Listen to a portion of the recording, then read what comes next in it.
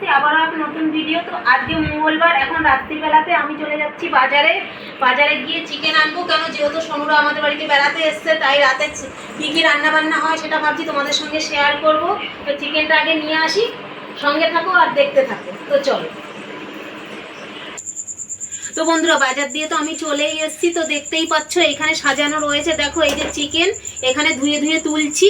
আর এখানে মশলা কেটে নিয়েছি, আদা রসুন টমেটো এগুলো কেটে নিয়েছি, এখানে আলু কেটে নিয়েছি। তো এখন ধুয়ে মাখামাখির পর্ব চলবে। আর চিকেনের সঙ্গে আজকে আর কি করি মেনু সেটাও তোমাদের সঙ্গে শেয়ার করবো, পুরো ভিডিওটা দেখতে থাকো। হলুদটা দিয়ে দিলাম, দিয়ে দিচ্ছি লঙ্কার গুঁড়ো, দিয়ে দিলাম 3 চামচ, জিরার গুঁড়োটা পরিমাণ মতন দিয়ে দিলাম,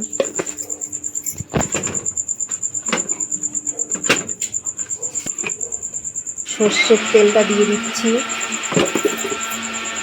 তার সঙ্গে নুন দেব, যেটা ছাড়া একদম অসম্পূর্ণ থাকবে এই নুন। তো আদা রসুনের পেস্ট দিয়ে দিলাম, আদা রসুন পেঁয়াজের পেস্ট দিয়ে দিলাম। এবার এটাকে মেখে নিচ্ছি নেড়ে চেড়ে। কড়াইয়ে তেল দিয়ে দিয়েছি, গরম হচ্ছে।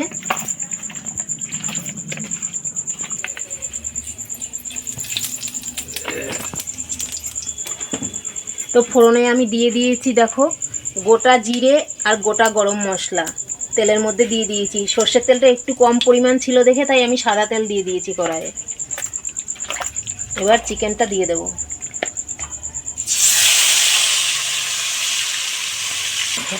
একটু সামনে আবার